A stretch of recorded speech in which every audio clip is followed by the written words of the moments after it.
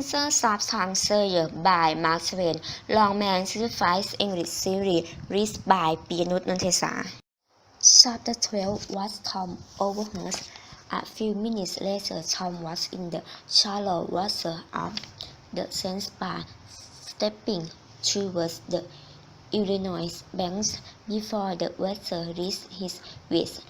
He was halfway over, then he began confidently to swim the remaining 100 yards. He reached the banks, poured himself out and set out in his steaming garments through the woods. A little before 10 o'clock, he came out into an open space opposite the village and saw the ferry boats lying by the high bank. He crept down, slipped into the water, swam a few yards, and climbed into the rowing boats fastened to the ferry boats. He lay down and waited. Soon the bell rang. A voice gave the order to cast off, and the voyage began. Tom was pleased at his success, for he knew that it was the boat's last trip for the night. A quarter of an hour later, the engines stopped. Tom slipped overboard and swam ashore, running 50 yards downstream, where there was less danger of being seen. He flew along desert lanes and soon found himself at his aunt's back fence. He climbed over and approached the window of Aunt's Polly room, for a light was burning there. There sat Aunt Polly, St. Mary, and Joe Harper, Mother, grouped together, talking. They were by the bed, and the bed was between them and the door. Very slowly, Tom pressed open the door, trembling every time it closed.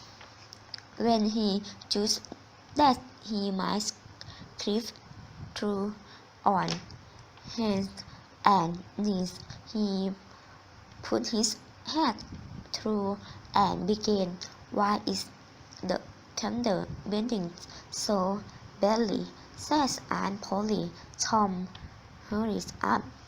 Why, that's door open, I believe. Said go and shut it.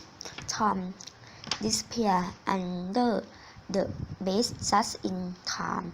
But as I was saying, said Aunt Polly, he was based only mischievous. He never meant to do any harm, and he was the best horse boy that ever lived. She began to cry.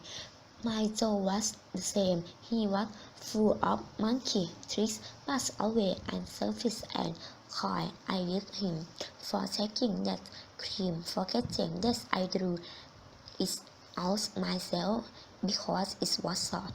It is heartbreaking to think that I never see him again. In his words, never, never, never. Poor Irish boy. Mrs. Harper wept bitterly. I hope Tom is happy where he is, said sis, but if he is better in some ways. Sis, Tom knew that the old lady's eyes raised, although he could not see them. Don't say a word against my Tom. Now that he dead. Oh, Mrs. Harper, I don't know how to keep him up. I don't know how to keep him up. Good give and good take away, but it's so hard. Oh, it's so hard. Only last Thursday my Joe made me jump with one of his nice tricks, and I struck him. If he could do it again, I take him in my arms and bless him for it. Yes, yes, I know. That's how you feel, Mrs. Harper only yesterday. My Tom feel he gets full of painkiller, and I didn't think that the cluster was tear the house down, and could forgive me.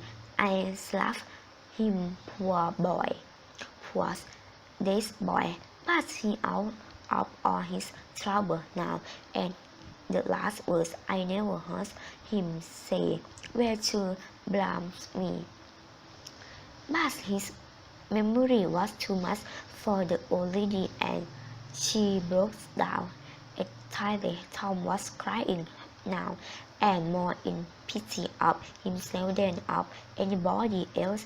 He could hear Mary crying and putting in a kindly words for him from time to time. Still he was sufficiently moved by his aunt's grief to long to rush out and overcome her with the joy of his return, but he resisted the temptation. He went on listening and grateful that it was true at first that the boy had been drowsed twice.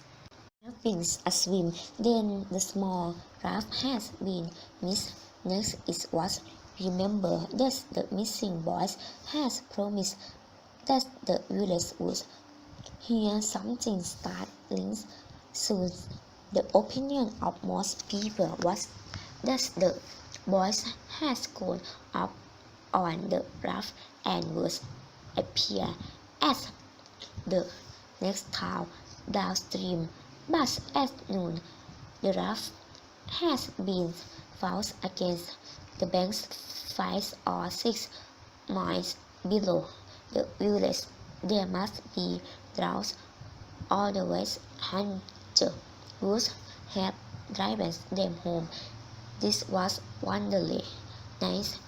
If the boys continued to be missing, and if their bodies were not recovered from the river before Sunday, all hope would be given up, and the funeral service would be held on Sunday morning. Tom Sawyer, Mrs. Harper, with her eyes said good night and left. Aunt Polly was far more tender than usual in her good night to sense, and Mary, who went up crying, Aunt Polly knelt down and prayed for Tom so earnestly, and with such infinite love in her words and her own trembling voice, that Tom's eyes were streaming with tears long before she had finished. He had to keep still long after she had gone. He to bed, for she was restless and kept on murmuring broken harshly. But at last she lay still, only moaning a little in her sleep. Now the boy stole out and stood regarding her. His heart was full of pity for her. He took out the box roll and placed it by the candle, but something equal to him, and he stood considering. A smile lit up his face, and he put the box back in his pocket top. Then he bent over and kissed the faded lips, and tiptoed out. He went to the ferry landing and worked boldly on board the boat, for he knew that the watchman always sleeps lights up long. He united the drawing both sleeper into in and was soon rowing cautiously across the rivers. He was tempted to capture it, but he knew that a true search would be made for it and then there might be discovered, so he tied it up as soon as he landed and set up through the woods. It was broad daylight before he found himself approaching the island. Since by he reached until the sun was well up and turning the surface of the great river into cool and then enter the water a little later. He paused, dripping on the edge of the camp. No Tom Street, he heard Joe say, and he will come back. He once deserted. He knew that would be shameful for a pirate and Tom too proud for that sort of things, but I wonder what he's doing. Well, the things are off, aren't they? Nearly, but not quite as hot.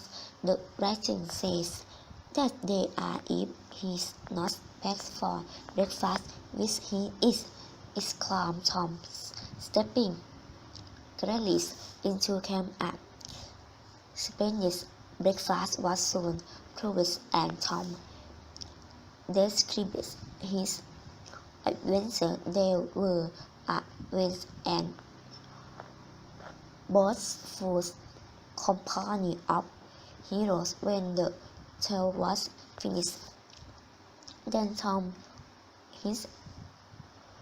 himself away to sleep till noon, and the other pirates got ready to fish and explore.